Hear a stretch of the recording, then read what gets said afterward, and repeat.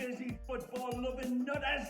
This is Ray Hudson, and you are luxuriating in listening to the Inter Miami podcast with the stupefyingly magnificent Jay and Alex, two lads who are as electrifying as a hairdryer thrown into a hot tub. Stay tuned, because you know what it's going to be. It's going to be magisterial with an amplifier.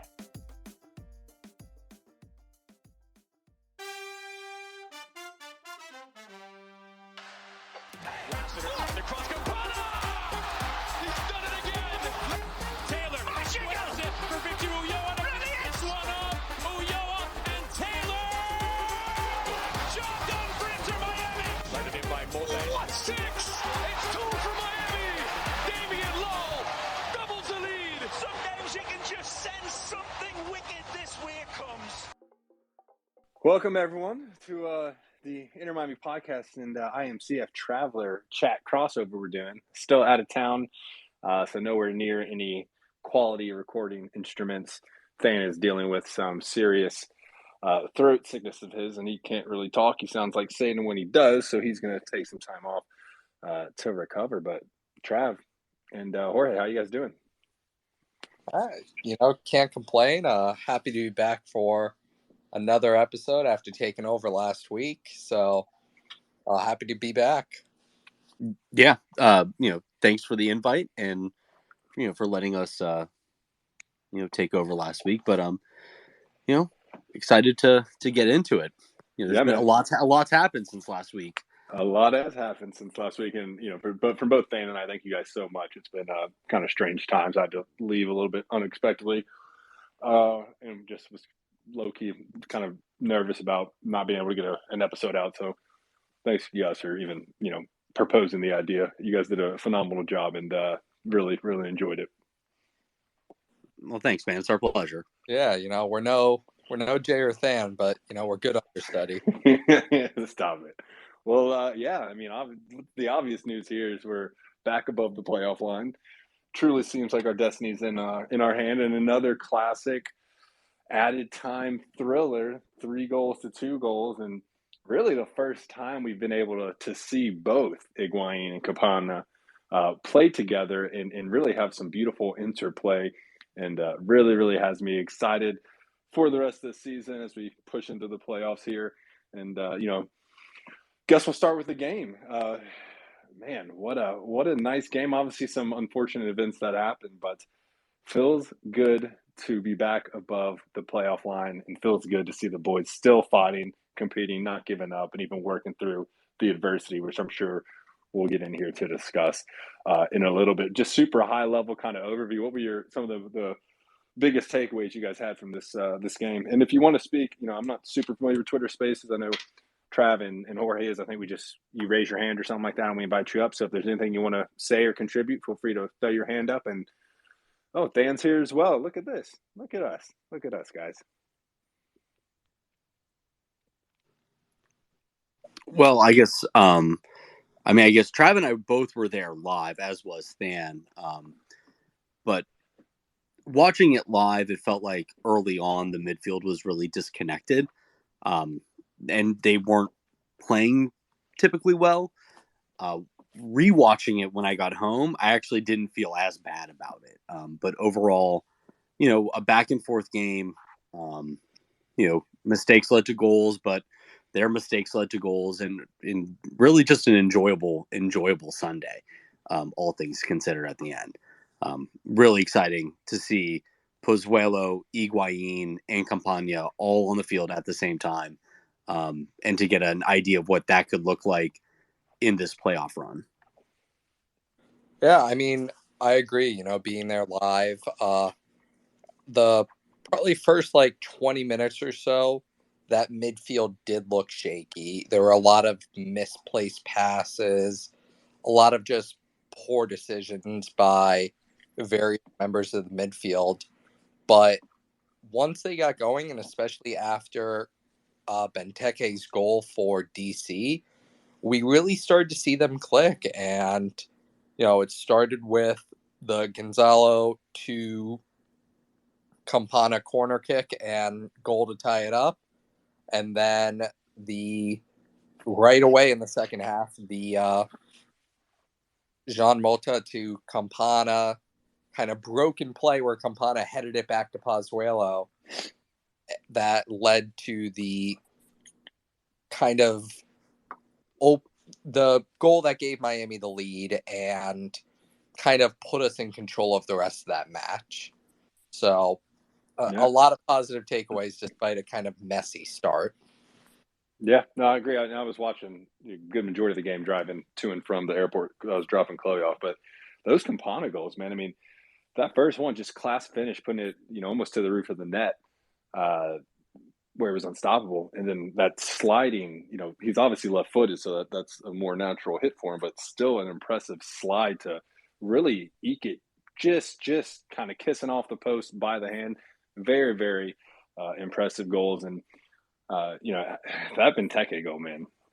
That was a beautiful cross in there. I know that it was Damien Lowe. I think it was a little sleep at the back to let that through, but good way for him to open up his account as well in the MLS. And they're struggling right now, especially we'll see what happens with the taxi shakeout, but at least it seems like they're going to be okay. I think Rooney's going to be able to turn it around over there, and then but just classic Inter Miami, didn't hold the lead for long, right? Came in and Funchess was able to draw it even, and then we kind of go neck and neck, fight down the finish there for what seemed probably one of the happiest moments of Gonzalo Higuain's career with Inter Miami. And all in all, man, I mean, just not giving up. Struggled a little bit early on, a little bit of broken play there. Seemed like we didn't really have our confidence and kind of consistency levels that we've seen in prior games. But hey, that's the sport right there. And as long as you can, go into halftime, restructure, regather, come out, keep fighting. I mean, it was really after that goal to equalize 1-1 after Campana's first goal, everything got a lot more composed and more structured, and it was just a really, really good finish. I think I scared a few people watching on my phone and then yelling as I was out in public after seeing Gonzalo score. And here we are, man. 3 games out. Obviously, there was that pretty disheartening incident between Taxi and Damien Lowe. I was actually kind of a pretty big Taxi fan. I really have liked everything he's done, especially this season, right? Coming into the league and really just being dominant. But man, you talk about one moment to really self-assassinate your character. And I know that, the MLS is investigating it and nothing's come of it and he's denied it. But I mean, especially in the Discord, I think I saw articles shared from just about every major media outlet you could think of, right? It wasn't just your Bleacher Report, or a Daily Sport or whatever, the typical ones you'll see covering sports. I mean, it was CNN, CNBC, Fox News, right?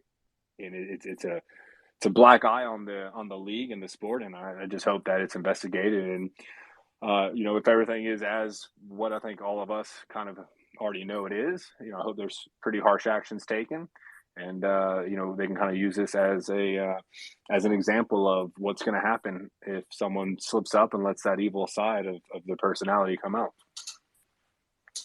Yeah. Sorry. I fully agree. I mean, you talk about one moment becoming kind of a defining moment for a player. And sadly, it seems like for Taxi, who even I really liked what he did when he came into the league. He kind of killed it for a DC side that didn't have a lot going for him this year. He really kind of just shot himself, not even in the foot, but just straight in his own chest by letting just one moment of insanity slip. And it's been covered by literally everybody. I don't think I've ever seen something in MLS get covered this widely. We've seen CNN, Fox News, pretty much every single major outlet cover this and say this happened. So it's really disheartening to see. It's going to be very interesting to see what the league has to say. I know a lot of Inter Miami players are quite interested in it. DeAndre Yedlin was quite outspoken. Drake Callender's on, I believe, the board for the Black Players for Change. So it's going to be very interesting to see what comes of this investigation. Yeah, I mean, we saw a lot of very calm, collected, super mellow dudes get very, very upset, and I don't think anyone's ever seen Mabika be anything but super humble and super gentle, and he was clearly visibly upset. Yeah, man, Mabika was fuming. Yeah, yeah. And you got Yedlin and Calendar, who are so big into that Zen lifestyle, that meditation, the respect, for everything around them, and and Lowe even has that kind of similar mindset, and all of these dudes were rightfully very upset and very angry, and that's why I think most of the Inter Miami fans know that this happened. Right now DC is trying to act like no, it didn't happen, it's a false accusation, but to see those types of dudes who carry themselves in that certain way get very worked up about this, it leads you to think that it happened exactly as they're describing it.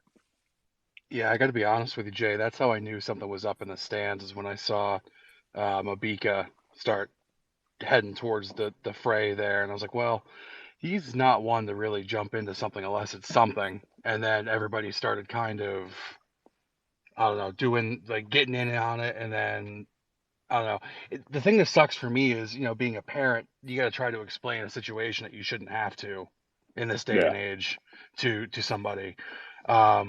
Because Riley was instantly asking me questions, and it was one of those things that I just wanted to go out and enjoy a game, and it's unfortunate we still have to talk about this in 2022. Like, I don't know. I mean, hopefully, as you guys have already touched on, the league takes this seriously. They thoroughly investigate to come to the right conclusion, good, bad, or indifferent, because we know it's innocent until proven guilty. But the arrows are all pointing to some pretty damning things that.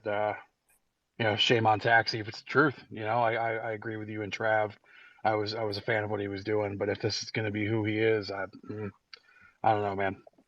Yeah, and Trav is our residential pro ref analyst here, and I can't remember the ref's name, but I will say, I mean, he did a pretty bang up job of identifying the situation at hand and then immediately following the MLS protocols on a racial abuse situation.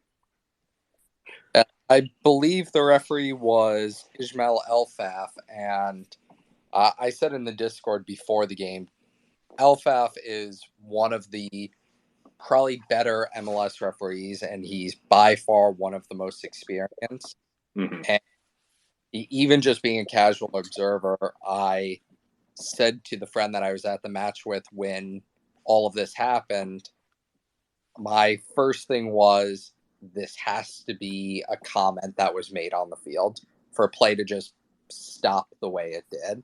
Yeah. And I said to her, the protocols in MLS are exactly what happened. You stop the match, you talk to both coaches, you talk to both captains, you say, this is, if the referee didn't hear it, this is what we hear happened. What do you want to do about it? And as DeAndre Yedlin said post-game, Miami was considering walking off the field. They were ready to leave. Yeah. And to hear that from a guy like DeAndre Yedlin, who's clearly a leader on this team, shows you just how greatly affected they were by this. Yeah. And I think, all the credit in the world to Wayne Rooney, who talked to Phil Neville and saw the reactions of our players and said, first chance I get, I'm subbing him off. Obviously, there's a little bit of a delay, but that's due to just the way that the laws of the game are worded. But, credit to Rooney where it is. He subbed him off. He said something to him on the sideline and allowed the game to continue, because I believe that if there was any other coach in the league and they said, no, I'm not taking him off, I firmly believe Miami would have walked off the field and said, screw it. We'll take 1 point in a critical. That they're considering. Yeah, go ahead.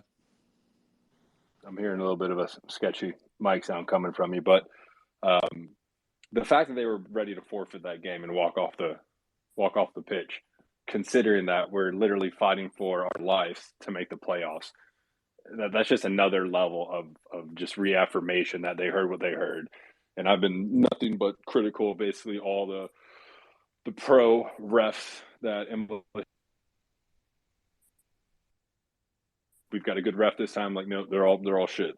They made so many bad calls in my eyes in the past 3 years since we've been playing here. But on this one particular instance, was very impressed. Followed the law to the letter, executed everything, and now it's in the MLS's hands, and we'll see how the investigation goes. And Than, I think you joined just a little bit late there, but what was your biggest takeaway, all in all, from this game? Well, before I jumped into that, I did want to say I think one of the big things we need to put a spotlight on is how the players handled it. I'm really impressed that the players didn't let it get out of hand. They remember that they are bigger than what happened on the field, and they are role models to countless individuals out there who are watching them. It could have turned ugly. We've seen it in Europe, where whatever phrase was flung instantly has everybody seeing red, and rightfully so. But definitely want to shout out to them. They handled it exactly how they should have without it getting too heated. But getting away from the ugly events, I'd say my biggest takeaway is it's kind of something you guys touched on as I jumped on quick. The midfield definitely was disconnected.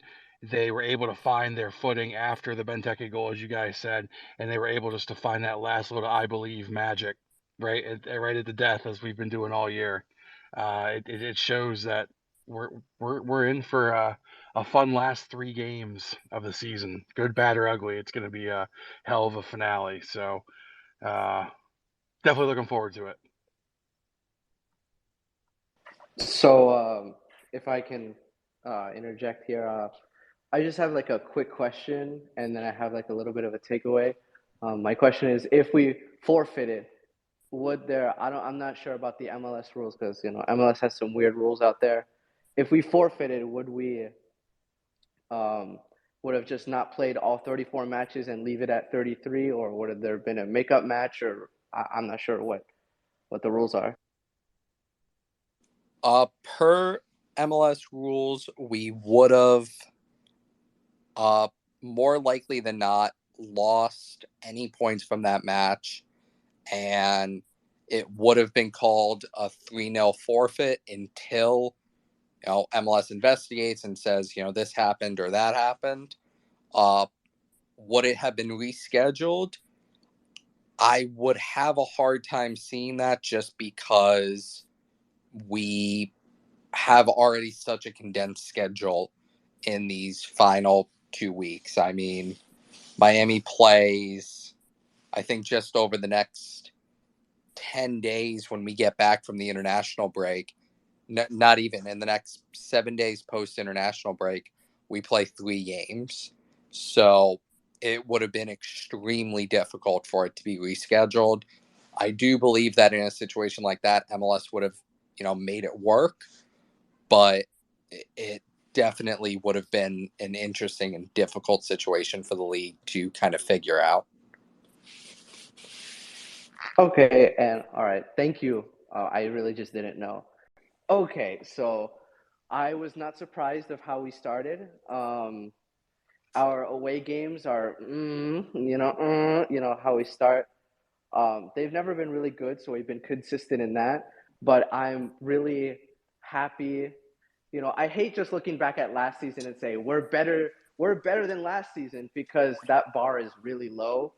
But still, we showed our fight, we showed our grit, we showed our togetherness. Phil Neville likes to use that buzzword, and the never say die attitude. He uses those words like an Englishman saying cup final, but it's true. I was just really happy of how we just got back. I was just a little disappointed of just how we gave up easy goals, like Lowe was sleeping, and the second one was just an unfortunate deflection off of Lowe. It is what that one, it is what it is. Drake had that. He had that. But it just took a slight turn and it went in the back of the net. And it was a great volley from Puntas. I just wanted to say, from my angle, to your point, Drake did have that covered. And to compound on top of that, Drake was actually getting after a lot of these guys in DC. Like he could see them falling asleep. He could see them being lackadaisical. And it wasn't Zen Drake. I will be honest with you. I did not see Zen Drake quite a few times.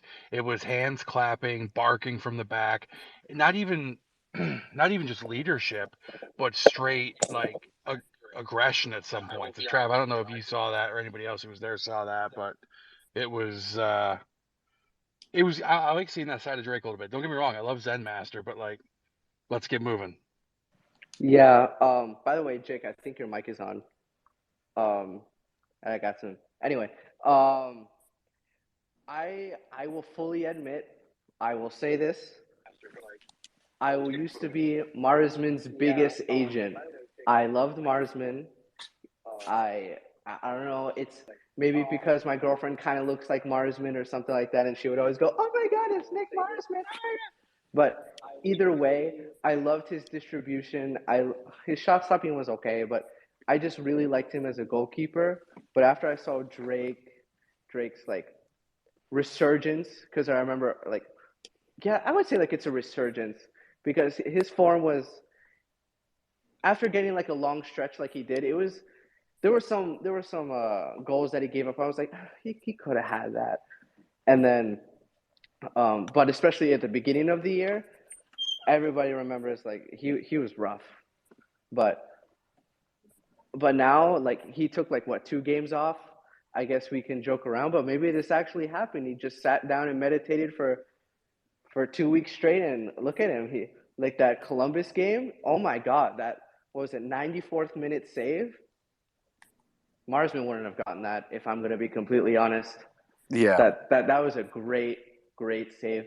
And he also made some other ones in this game. I was like, oh my God, he's back to his form again. He's back in form, and I'm just gonna say he's gonna be our number one in the future. If anything like happens to him or something like something dire happens to him, I hope not in the last 3 games.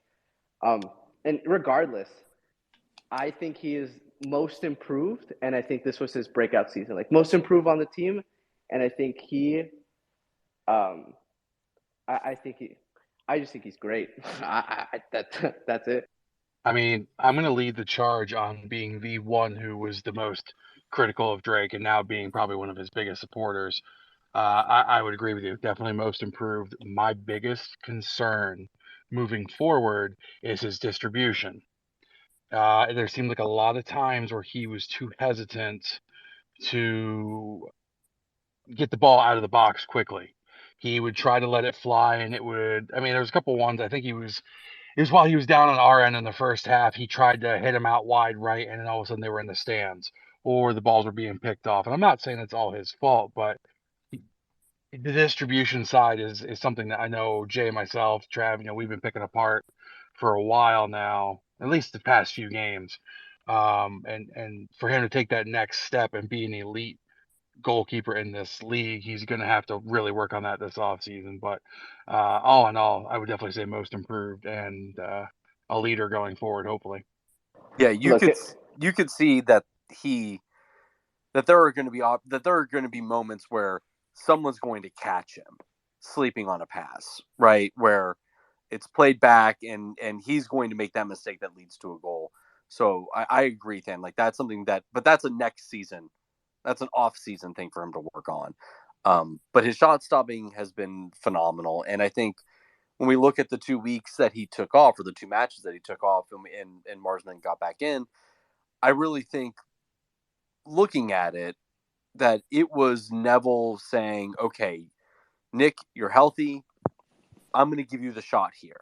And Nick just didn't do it. And he didn't, he looked like Fabien Barthez, like just playing out of his mind, out of his box, and just not under control. And, the results kind of bore that out, unfortunately. But yeah, I mean, I think Drake has really proven himself to be solid in the back. He really kind of, I think, calms down and leads the back line really well, and that's what seeing him in person, and watching him be able to do that stuff off the ball, that I just didn't have an appreciation for, watching the games from home. So yeah, I agree. He should be the keeper for the future and for next season. I will say Yeah, my biggest kind of takeaway with Drake is, he's obviously our most improved player this year, especially after the preseason he had, which was downright ugly. And, I think week after week he's improved on the little things. He's obviously an elite shot stopper, and I believe statistically he's one of the best shot stoppers in the league right now. correct. Distribution is what's held him back and what will probably continue to hold him back. But I do think that a full summer of being our bona fide number one keeper, unless we bring somebody in, which I can't see us doing, he'll be able to work on that distribution with somebody like Nick Marsman, or work on exactly that with our goalkeeping staff. So for me, he's far and away our starting keeper and will be. And I think he's one that very easily could age like fine wine, and I'll only get better from here. Yeah, and I mean the distribution has been something that we've known throughout the season, right? That's kind of his Achilles heel here. But yeah, I think there's quite a bit you can learn from Marsman. You can really focus on that on the off season. He's still really young, so he's got a lot of years. He's not even in his prime yet, so there's a lot of years to get there. I think it's only green pastures for Drake. I hope he is our keeper for the future until Real Madrid wants to buy him or something like that, or you go to a shot with one of the EPL clubs or something like that. But if he can hone those pieces of his game, then he's going to be a probably top 2 or 3 keeper in the league pretty consistently, I would imagine. I gotta rewind this back real quick. Did we just get a comparison for Nick Marsman to Barthez? Yeah. I don't know who that is. Fabian I heard Barthez it. is a World Cup winning goalkeeper. Le Devin Chauve, the glorious bald one. And Nick Marsman is nowhere near that.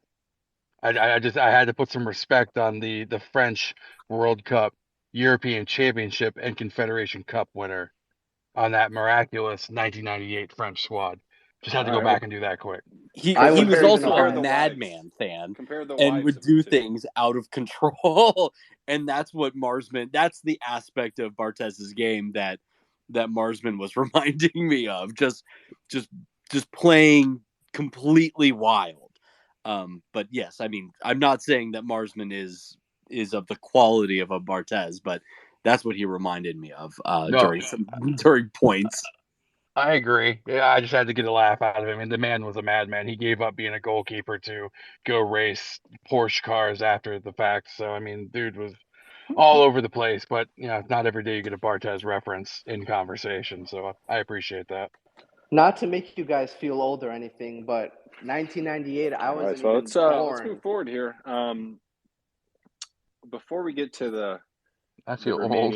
remaining games in the push. I mean, you want to feel old. There's a very old player in soccer years terms, not actual life terms, but this Sergio Busquets little rumor we're hearing about how he's declining the 2-year contract with Barcelona, and it looks like, I mean, this has kind of caught me off guard. I know that there's a rumor there, but there's some when Forbes reports it, I feel like, outside of the whole Messi debacle earlier this year where everyone reported on it, I feel like this one's got some weight and got some legs to run here.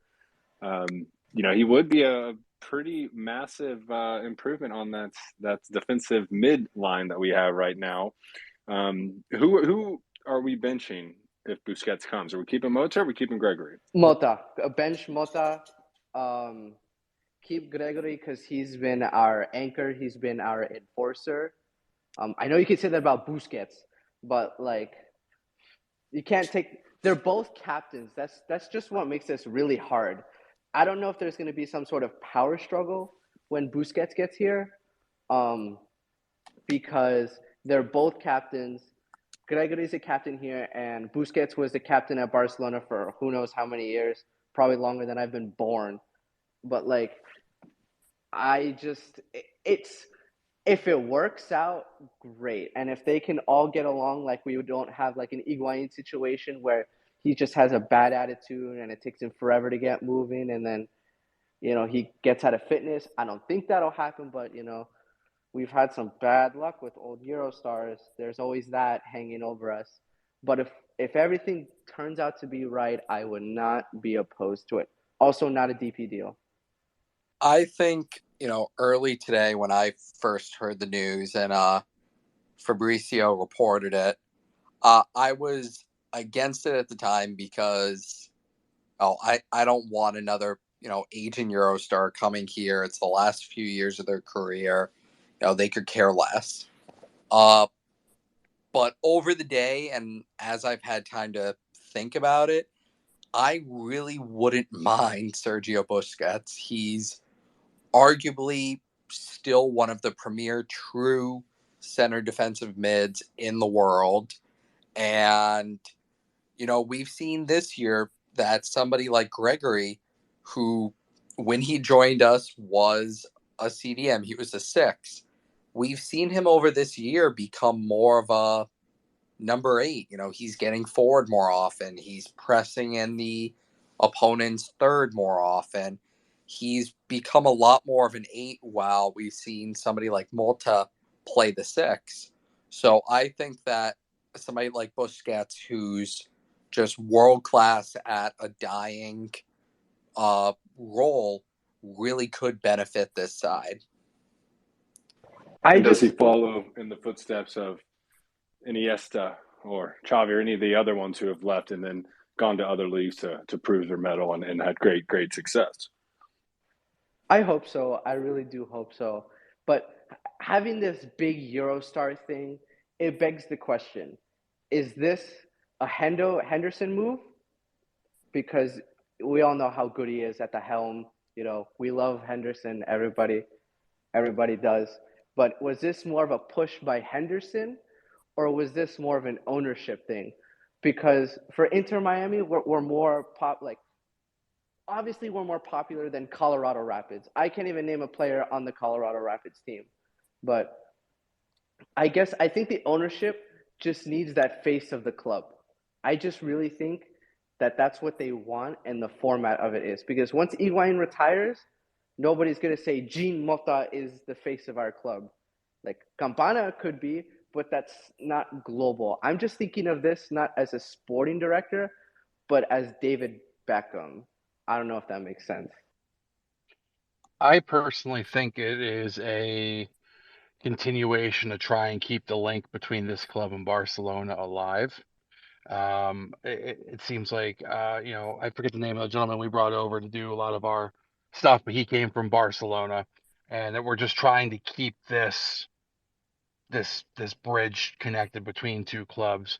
It's a shaky bridge. It's made with some really rotted out 2x4s and pieces of string at this point. But for me, I'm not really sold on the idea still. It would have to be the right financial and contractual deal for me to feel okay with it. If that also came with hey, you play for us for a year, you become a role player in year 2, and then we bring you onto the coaching staff or something like that, I'd be all for it. But I just don't want to waste another spot on a DP who's aging. Like we all have PTSD on this. We don't need to go through it again. So like I said, for me, I would have to say pass unless the deal is the perfect thing for the club, 100% all the way around. I think the consideration for the team is how do you attract a global audience while at the same time being able to be an attractive, winning, and successful team in the MLS, right? This team wants trophies. We want to win cups. We want to put ourselves on the global stage. Buying names isn't necessarily going to do that. It will get you in the headlines, but it's not going to keep you there. And I agree with you, Dan. I'm not necessarily sold on the idea yet. If we were going to grab anybody from Barcelona, why didn't we go and get Ricky Puig? Like that kid, that's the kid where this can be a transformative player right now, has the connection with the club, and is someone who you can then transform into a superstar and sell on. And that's, I think, that's the consideration that, I think Moss and Beckham and Hendo are all probably trying to figure out what the calculation is to get them, to get this squad there. As far as who do we drop, it's got to be Mota. Unfortunately, he's played well, but if you're going to bring him on, that's the player that gets dropped. You're not going to drop your captain, who has been a rock for 2 years through thick and thin, for a 34-year-old who plays a similar position, regardless of his pedigree. You just can't drop him unless you're going to sell Gregory for, a lot of money. But I just can't see Henderson being okay with that, considering how long it's been that he pursued Gregory and how he's the player that he's really wanted. I think Very if they valid go, point. Undroppable. Very, very valid point about how long he's pursued. Dan, I'll let you follow up here, but we'll throw out there, it is going to make it more attractive for Messi to come and get reunite with his his old homie, and then Stop it. we get Messi. I'm not giving up on the dream. I'm keeping it alive. It's all me. Yes, I 100% agree. I am your cheerleader on that. Anything Yeah. for Messi to come here, anything. I don't want to go down this rabbit hole, but I want to be able to afford tickets without having to sell what's remaining of one of my kidneys if Messi were to show up. But what I was going to say about Gregory, and then I got to hop off here, boys. But I think if they make the mistake of selling Gregory and bringing in Busquets, that's going to have a extreme negative impact on the fans. You don't hear much bad verbiage towards Gregory in any way, shape, or form for the most part. He has been our rock. He has been our pit bull in the middle, the enforcer in the midfield. I just don't see him being dropped, nor do I see him being sold. He is one of the ones that is time and time again adored by the fan base for the work that he puts in, and constantly padding our favorite stat at the Inter Miami podcast, the yellow card race. So, but with that, boys, I got to bounce. Still not feeling great. Trav, again, I appreciate you filling in for me, and I will get you boys later. Thanks, guys. So feel better, buddy. Feel better. This is Drake Callender, and you've been listening to the Inter Miami podcast. In my opinion, Gregory is undroppable. This team will not be the same without him. I just feel it. Like, he's not a player who scores goals or gives assists, right? But you can just feel his energy, right? You could just feel him watching it. I know he's not no DP, no TAM, not the face of our club, but him and Drake are our dark horses of the club. Nobody says Gregory and Drake Callender are our danger boys for Inter Miami, right? But they're just undroppable, especially Gregory. Like, he's our anchor, he's our captain, he's our pitbull, he's our enforcer. It just makes me think, like, what's he thinking? Like, when he scrolls through his socials and he sees Sergio Busquets to Inter Miami. I don't think Henderson in a million years would sell him or drop him to the bench or anything like that. I just do not see that scenario happen. If that happens, that is not a Henderson move. That is a somebody else move, and now I don't like them if that happens. I do think that, Gregory is undroppable. He's the captain and one of the faces of the club. But bringing in somebody like a Busquets, I think would almost free up Gregory to play more of his pit bull style. These first 2 seasons of Gregory, he hasn't really had that ability. He's been a pit bull, but he hasn't been able to do it in the attacking third because he's always had to come back to help out the defense and have defensive responsibilities. I think somebody like a Busquets would take that away from him and let him go out and press and force opponents into errors so that we can attack from higher up the pitch and stay higher up the pitch for longer. So, for the right money, I don't want Busquets as a DP. I think he'd be a good signing if he comes on one of those LAFC or LA Galaxy, TAM in quotation marks, contracts. And, I think he would help this team. I think he's probably going to be just as much of a marketing signing as he will be a player signing, but I'm definitely not as against it as I was at 8 a.m. this morning before my morning coffee. Yeah, we need a face of the club. I think that's what Beckham is going for. He like, we can't slap on a poster board, making up a player, Ryan Sailor. Like, we can't. All respect to Sailor, my boy, but he's just, he doesn't have that fame and that whole thing. I think that's the model they're going for. At least one old Euro star on the team at some point or another. But one that I wouldn't mind is Giroud. Oh yes, Olivier Giroud. Where if you're not part of the Inter Miami podcast Discord, earlier today, I said that if there's one out of contract player Inter Miami should look at signing, it's Olivier Giroud. As many know, I'm French, big fan of the French national team. I love Olivier Giroud. I give him credit for France winning the World Cup a few years ago. But he's somebody that I think would be a perfect backup to Leo Campana if Gonzalo decides to call it quits at the end of this year. But I feel like that's a little bit of a sidetrack. I could go on about Giroud forever and then receive hate mail in my DMs for a couple of weeks afterwards. But now Miami, to kind of pivot away from that, we head into arguably the most crucial stretch of the season here. We come back from the international break and play away at Toronto, and then our final 2 matches of the season, home against Orlando, home against Montreal.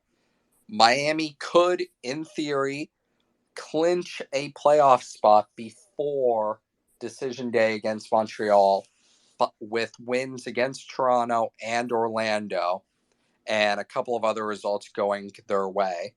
So Miami has kind of everything to play for in these next couple of games and these next couple of weeks. So how are we feeling after, kind of a poor stretch where Miami lost 3 straight, and then a stretch now where Miami in 1 week has won 2 games and managed to climb all the way back up into a playoff spot? I'm going to let Hooligan, I'm going to let you speak. I've seen you put your hands up a few times. Hey, thanks. So I don't want to be a downer. Personally, I'm a little bit nervous about Toronto because the last time out we played them, I agree. Bradley was pretty. He was pretty pivotal in transition right before it led to that insane goal. And despite Toronto losing their last match, if you look at how they lined up and where their players were the strongest, Ensign and Bernadeschi are pretty strong. Obviously they've got the European pedigree, but more in the position that they're playing, I think if they line up the same, they can catch us out, because I don't know everyone's thoughts on Yedlin. I haven't really followed your podcast all too closely, but Yedlin gives me a lot of anxiety defensively on his overlapping runs. He just seems to kind of want to just look to his right rather than looking back towards goal and realizing when players are moving quickly in transition. I feel like we can get caught out on wing play. So despite Toronto getting thrashed last game, I really hope their morale is just totally in the toilet. But that just gives me a little bit of concern because Yedlin does like to play too forward. And when you have two European pedigree attackers playing on the wing, and that's not really where our game is the strongest. I know we're really strong in the central pitch. I'm a little bit concerned, but I do think we can pull it out. But I mean, looking at how dicey this last game was against overwhelmingly the worst team in the Eastern Conference, and if we still just barely got it over the line. Yeah, I fully agree. That game, the scenario that I think Trav was saying about us making the playoffs, I have it, I think, right here. Yes. We would have to get 6 points across these next two games, and Columbus has to lose one of their next three games.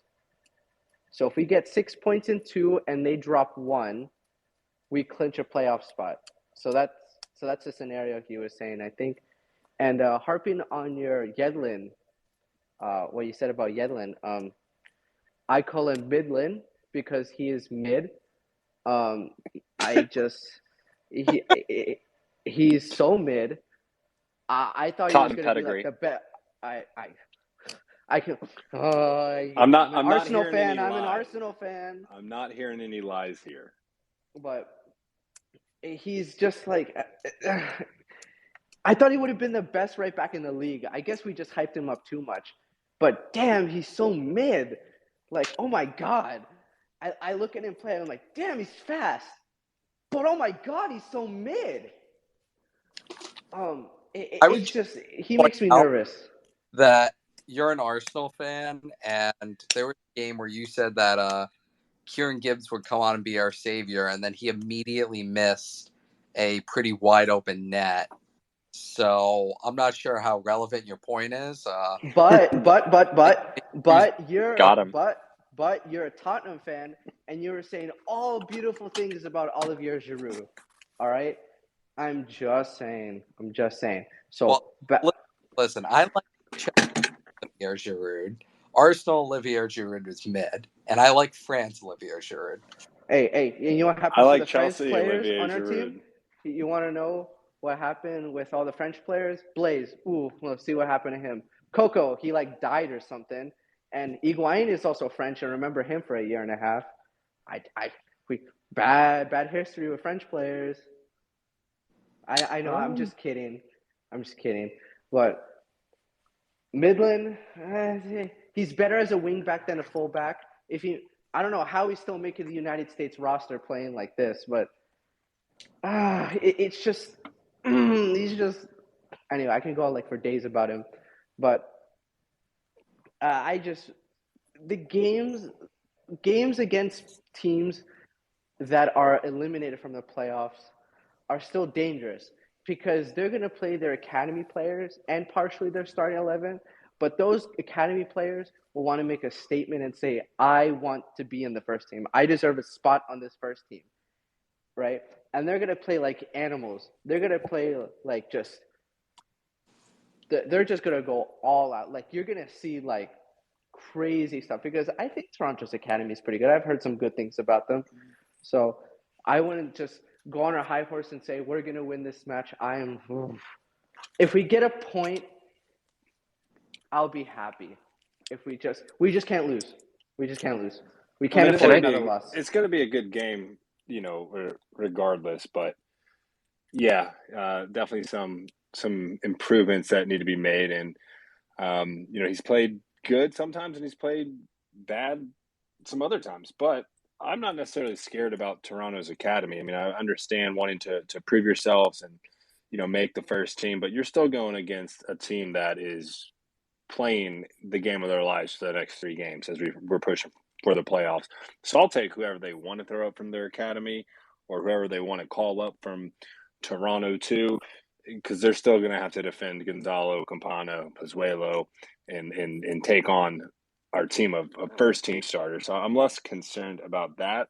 It's not going to be a cakewalk, although I think it's probably going to be the easiest of the 3 games we play. That Orlando game is going to be extremely competitive, especially considering if Orlando maybe drops the game. I think they're playing, if I'm not mistaken, NYCFC before they come in there.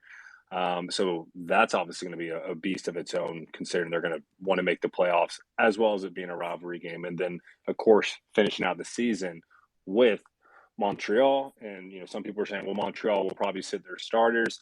I don't see that happening.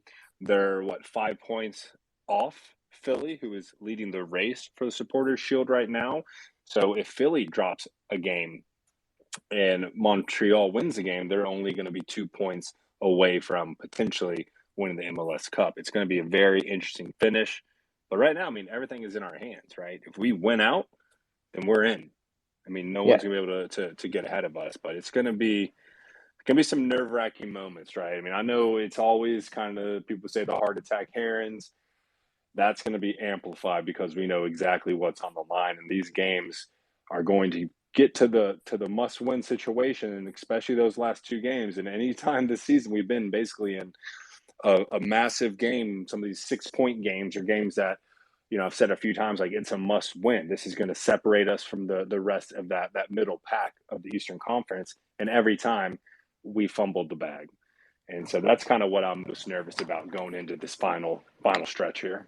Orlando is going to be the game. Orlando is going to be the game of the year. Agreed. I really think so. It's a derby match. It's a rivalry match, which is also derby. It's at home. I know the U.S. Open Cup was kind of like that, but we didn't really go with our full starting 11, guns blazing. But we're fighting for a playoff spot. They're fighting for a home, home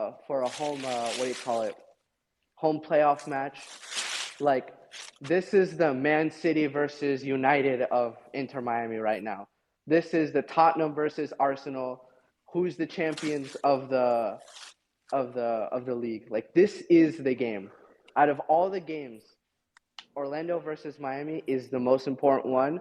I'm excited, and I'm really, I have just butterflies in my stomach because it's the rivalry match that finally feels like a rivalry. This is the match. This is the match I can say, F you, Orlando, or I can really start hitting it up on Twitter because it's just, this is the match. This is the rivalry match I've been waiting for all year.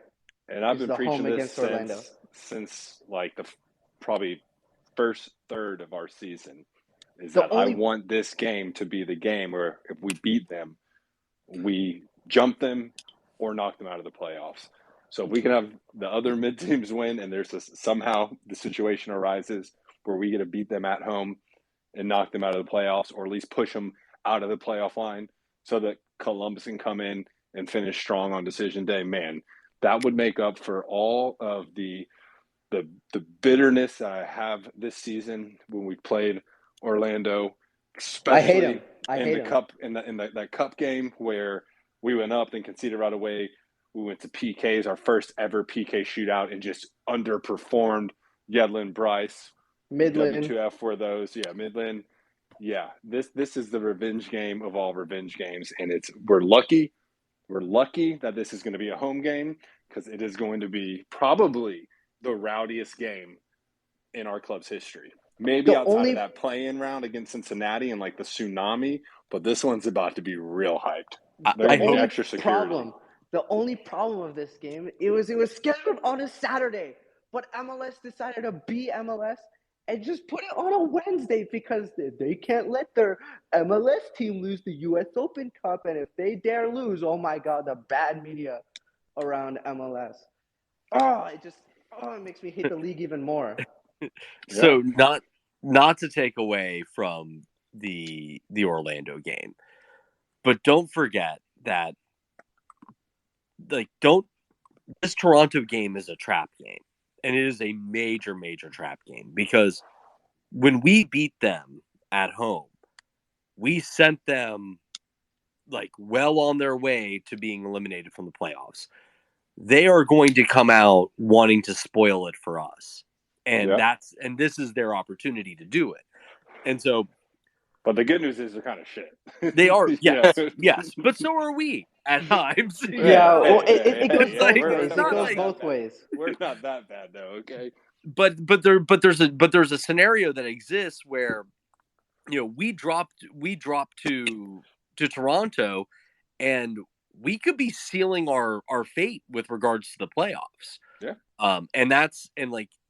And then they could make that Orlando game not as important. You know, like we may be relying on 2 or 3 other teams to do things for us to get us into a position to make it, rather than we take care of business on the road in Toronto. We come home, we stomp a mud hole in Orlando. We finally take, you know, this rivalry by the scruff of the neck, and then we move on to that last match against Montreal. And we can feel confident because Montreal's not necessarily going to be playing for much, right? Like, they'll know whether or not they're going to be a contender for the Shield. They're not. They're going to have home matches. So, you know, they're not going to have a whole lot on the line on decision day. But we need to put ourselves in the position to execute so that Orlando game, that second game, this next 3-game window, is the most important game of the season. But if we fail to do our job, you know, in game 1, it's not going to feel that great going into that midweek match. Yeah, and it certainly doesn't help that, you know, the MLS reschedules our Orlando game to basically help Orlando, and then they reschedule it, and it kind of hurts us because we're going to play Toronto on a Friday, short week, right? Midweek game. And then in only 4 more days, we're having to finish out against Montreal, which is fighting for the Supporter Shield. So they're going to come out with their top lineup, I think. And we're going to have a really short recovery times and short preparation compared to, you know, the typical 1 game a week format here. And that's just kind of frustrating. All that just to save Orlando from losing to the mighty, mighty Sacramento Republic. Yeah, and quickly back to Toronto. Toronto, you know, is kind of shit. In their last 3 games, they've allowed 4 goals in every single game. This past Saturday, they played and lost to Orlando 4-0. Before that, they played and lost to Atlanta 4-2. And then before that, they played and I think fumbled 2 different leads to Montreal at home in what was a thriller for Montreal to win 4-3. So as much as they've brought in talent and attacking talent, they did nothing about their defense, which is arguably one of the worst in the league, if not the worst defense in the league. And, you know, as much as it's a trap game, goals are going to be here for Miami. Miami's going to have the chance to show just how talented that trio of Campana, Gonzalo, and Pozuelo all are. Yeah. And it's a Pozuelo revenge game for his first return to Toronto since being traded. That's a really good point. And Campana's healthy. Campana's healthy too. And Campana's healthy. But here's the thing is we're going to have to score. I don't think we're going to be able to squeak by with just a 1-goal game.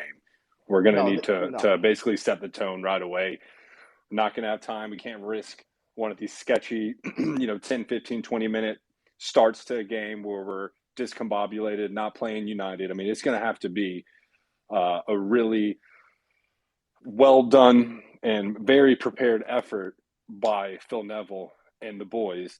And the only good real thing going on right now is that we do have this extended break to prep. I know some people say we typically play like shit after long breaks, but in a crucial must-win, kind of win or go home, right? Otherwise, we're really looking for luck from other teams. Boys got to come out on point and just do their thing. I think this is going to be. I think this is going to really be like a high-scoring game. I really think so. Both of our defenses are. I know their defense is shit, but our defense is shit sometimes. Their defense is shit all the time. Ours is shit sometimes. That's just the story of both of our teams' defenses. I think Live by it's not going to be a game of who can hold the lead. It's who can outscore the other team. That's just really. I know that's literally football and who can outscore the other team, but it's literally emphasizes that point more. Yeah, it could come down to the last goal wins the game. Really could. Whoever is the one to score that last goal is probably going to be the one to go up and win. No, and then, I mean, on top of that, you look at the last time Miami played Toronto and, just the way that they won that match. We won that match in the first half. Literally all 3 goals were scored before halftime. Jean Mota with, Alex Bono's "Oh No" howler. And then, Alex Bono shit. yes, he is. And Ariel Lassiter off of a what was it? I think it was a free kick set play in the box. Yeah, they were both sketchy goals, those first two. It was a messy situation. Messi 2023. There we anyway. go. Yeah, There we go. Yeah, those were both those goals. Like, especially watching from the north stands, it's kind of harder to really analyze everything. And I think on both those goals initially, the fans thought they were stopped, and then the stadium just erupted, and we're like, oh shit, those went in. Like, it's very, very sketchy goals. We're gonna have to be much more clean and clinical with our finishing. I that it was so funny. I sit closer to the north stand, so I just see like a sea of bodies just inside the 6-yard box, and everyone started cheering. I was like, oh, what, shit, we scored. But other than that, it's just they have danger guys. We have danger guys. Pozuelo wants another crack at them. Gonzalo Higuain is healthy. Campana is healthy. Well, Gonzalo Higuain is in great form right now. Campana is back, and it only took him 2 games to score 2 goals. Like, I know they were scrappy goals, but they're pure 9 goals, and whatever goals we can get is whatever we'll take it. But the only problem is, I'm just really hoping our defense just shows up for this game, because keep in mind, DC didn't score for 4 games, and then they scored on us twice. It's gonna be this is gonna be one of the games of the season as well. I really hope they put Alex Bono in goal. Well, and to that point as well, Chicago hadn't scored in, I believe, 4 games, and then put up 3 on us. Yeah. So it's going to be one of those defining games for our defense. Can a Damian Lowe have one of those live by the low games, or is he going to have a die by the low game? You live by the low or die by the low. Exactly. Yeah. Oh, this is why we love the sport. I mean, this is what it's about. Yeah. Everything's on the table. Our work's cut out for us. We just have to go out there, execute, and get it.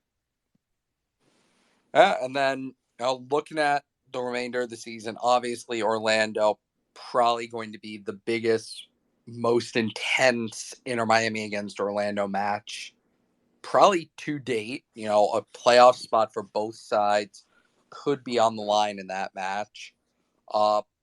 Miami, however, is in control of their own destiny right now and kind of maintains that control. A quick glance at the standings show that Miami currently sits in 7th place with 42 points. The first tiebreaker is wins. Miami has 12 of those. The next 3 teams below Miami in the standings are Columbus on 42 points, but only 9 wins. Atlanta on 40 points and 10 wins. And then Charlotte on 38 points and 12 wins. So, do we have a game in hand? We only have a game in hand on Atlanta. Columbus and Charlotte have to replay a game from earlier this year that was postponed due to weather. And then above us, Cincinnati plays kind of their game in hand, I believe, on Tuesday of next week against Seattle. And then Orlando, obviously, we had the postponed game against them. So Miami, as it stands, are in control of their own destiny. And very, very real possibility that, any win, any loss by especially the teams below us and even, Cincinnati or an Orlando above us could drastically change these possibilities. If Columbus comes out and fumbles the bag against New York Red Bulls when we return from the break, that could give us an opportunity to come out the same exact time and widen that gap a little bit. And not only widen the gap on points, but widen the gap on wins, being the first tiebreaker.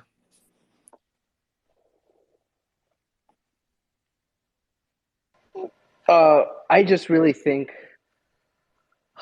it's in our hands. I just want to take a minute and reflect on. I don't want to throw the MLS writers under the bus, but I'm just going to throw them under a bulldozer right now and say, haha, you guys all thought, except one of them, I forgot their name, thought we would have been wooden spoon contenders with Charlotte FC. They all thought. We proved everyone wrong. This is basically our second inaugural season, and now we're fighting in our playoff for a playoff spot in our last 3 games of the season. All of this is just a luxury right now. Like, I know I wouldn't say, I guess I am. I'm more critical of the team, just a little more. It's more if I just want to see the team win, and it just comes off as very critical. But now it's towards the end of the season, and I'm just really happy that we have the luxury this year. Yeah, it feels good. Feels good finally to have a competitive and a competent team, and it's going to be a really exciting finish to the end of the year. After we stated, really really early on, I think probably the first maybe second episode of this season of the podcast. Like what do you consider a win this season, or at what point are you going to be just really satisfied with the results of this season? And it was make the playoffs, just make the playoffs, and I'll consider that a massive win. That's all. I mean, and then we're playing with house money at that point, right? I want to make the playoffs. Depending on where we finish, we'll know who we're matched up with. But the squad's competitive, and anything can happen in the MLS. And I would really love to see, a run into the playoffs of at least getting over that first game. But here we are. Damn, it feels good. I want it to get here tomorrow. I also want to just take time to enjoy it. I like this extended break where there are no games because we're just sitting above that playoff line, and there's no results that can come in the meantime and really knock us off. So been a good little time enjoying this, and this is what it's all about, man. We're very very fortunate to finally have a team like this, and future is going to be very bright. Go for it, Hooligan. Go for it. Yeah, I mean, I think it's pretty clear that Orlando is going to make or break our playoff chances, but really Montreal is the only game that I actually care about, because I'm just going to assume that we're going to be we're going to win the next 2 games. But Montreal is going to be the test of whether or not it's even worth watching or attending playoffs, because we've got the worst defensive record of all the teams in the Eastern Conference besides Toronto and DC United, and Montreal are very free scoring. So that's going to be the biggest test. We may be able to make playoffs, but how inflated my balloon is going to be seeing the way we match up against Montreal. So. If my hunch is correct, I think, all right, correct me if I'm wrong, Trav, but if we finish 7th and Montreal finishes 2nd, obviously we make the playoffs, we have to play it away. We play against the 2nd seed, right? Yes, we would play again. In that scenario, we would play against Montreal in Montreal. So I guess it's like a cool preview match. Like if we make the playoffs, and if the scenario happens, I'm just dreaming here, that we make 6 points over the next 2 games and Columbus drops a game. And now it's a test because I'm pretty sure Montreal has that 2nd spot locked. I don't think New York Red Bulls will catch up to them. I don't know. But if that happens, it'll almost be like a 2-leg final. Obviously it's not like that, but it's just like we're going to be playing Montreal. It is a very likely scenario that we're going to end up being that we're going to end up play. Wow, we're going to end up playing Montreal twice in a row. So and that's in the seventh spot gets Montreal or gets number 2. yeah, so as it stands, Montreal does have the second seed locked up. New York Red Bulls, New York FC are both 9 points or more behind them with only 2 matches remaining. Yeah. So the first and second seed in the East are pretty much locked up. I can't see Montreal winning both of their remaining games while Philly, loses or draws loses and draws one of them. So Cincy's got a very friendly schedule, finishing with Chicago and DC United. Philly, not Cincy. No, Cincy finishes with Chicago and DC United, is what I'm saying. Philly finishes with Charlotte and Toronto. Mm-hmm. So Montreal is going to be that second seed. I've kind of preached for a while that if there's a seed I want to be in the 6th seed. I want to play New York Red Bulls away from home. We're not getting a home playoff match at this point, unless NYCFC manages to completely fumble the bag. But if there's a matchup that I want, it's New York Red Bulls away from home. I know our history there hasn't been great, but New York Red Bulls have not been a great home team this year. And I feel like playing in New York will be a lot more favorable to us than in Montreal. Yeah, I'll take either New York team That'd be my preference right now. No, I would not take NYCFC. Yankee Stadium is god awful. God awful. They won't be playing in Yankee Stadium in the playoffs, so. Oh, that's interesting. Why is that? I don't know. Yankees are going to make the playoffs, right? Is that the reason? No, because I think that their next home game they're playing in Red Bull. I think they played their last game of the season in Yankee Stadium this weekend. Yeah, last weekend. Yeah. Jesus. Oh, NYCFC is homeless FC. October 2nd, their final home game of the season, they do play at Red Bull Arena. I believe their backups it's Yankee Stadium, Red Bull Arena, and Citi Field are their 3 potential spots to play. Okay. FC. So, but NYCFC is probably, in the eyes of New York, their least important team, especially with, I believe, the Yankees who are going to make the playoffs. I heard something about Aaron Judge and home runs and Triple Crown. And I think Stanton just had like a walk-off grand slam in the 9th, or one of their players did. I've never seen a baseball match in my life, so yeah, I could honestly care less about baseball, but if the Yankees and the Mets, by some work of God, both make the playoffs, the NYCFC will be forced to find a home, whether that's Red Bull Arena or playing on a night that either the Yankees or the Mets aren't playing at Yankee Field or Citi Field. So, again, my preference is the Red Bulls. I rather play them at home. I rather play in an actual soccer stadium and not be guessing up until 3 days beforehand where the hell we're playing. We'll see how it all shakes out. Just stay patient. I look forward to being back, filling up that stadium. It's going to be a good finish. I went downstairs to be closer to the router because it's not that strong at my parents' house. But just want to thank everyone. I'm gonna get off here. The phone's about to die. If you guys want to stay on, hang out, chat a little longer, feel free. But thank you for everyone for tuning in. Thank you, Traveler, for assisting us yet again on another week. I've been enjoying this. I'll pay you back, and promise I'll be sitting in on many more Traveler chats. But thank you for everybody. Before I leave, as always, I say vamos Miami.